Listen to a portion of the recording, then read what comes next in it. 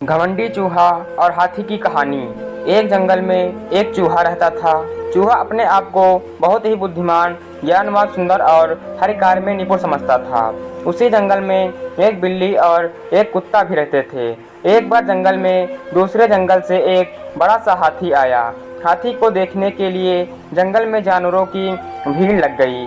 सभी जानवर कहने लगे, देखो यह हाथी कितना बड़ा है, कितना विशाल और कितना ताकतवर है। हम लोग तो क्या, इस जंगल में कोई भी जानवर इस हाथी के सामने कुछ भी नहीं है। जानवरों की बात सुनकर चूहे को हाथी से बहुत ईर्ष्या होने लगी।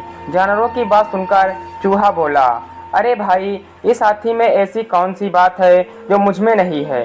इस हाथी के 4 पैर हैं, वह मेरे पास भी हैं। हाथी के 2 कान, 2 आंखें और 1 पूंछ है, वह भी मेरे पास है। इसके जैसी लंबी नाक मेरी नहीं है। मेरी नाक तो इस हाथी से बहुत अच्छी है और मेरे कान भी इस हाथी के फावड़े जैसे नहीं हैं। जंगल के सभी जानवरों को चूहे की बात पर हंसी आ रही थी। जानवरों के झुंड में एक बिल्ली भी थी। चूहे को देखकर बिल्ली के मुंह में पानी आ गया।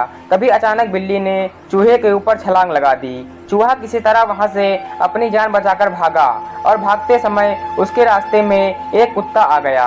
कुत्ता कई दिनों से भूखा था। अचानक आपने सामने चूहे को देख कुत्ते की भूख कई गुना बढ़ गई। कुत्ते को देख बिल्ली तो भाग गई, किंतु कुत्ता चूहे के पीछे पड़ गया। कुत्ता ने चूहे पर झपट्टा मारा, किंतु किस्मत से चूहा कुत्ते के पंजे से बच गया। भागते भागते चूहा हाथी के सामने पहुंच गया। हाथी अपने मंद चाल में चल रहा था।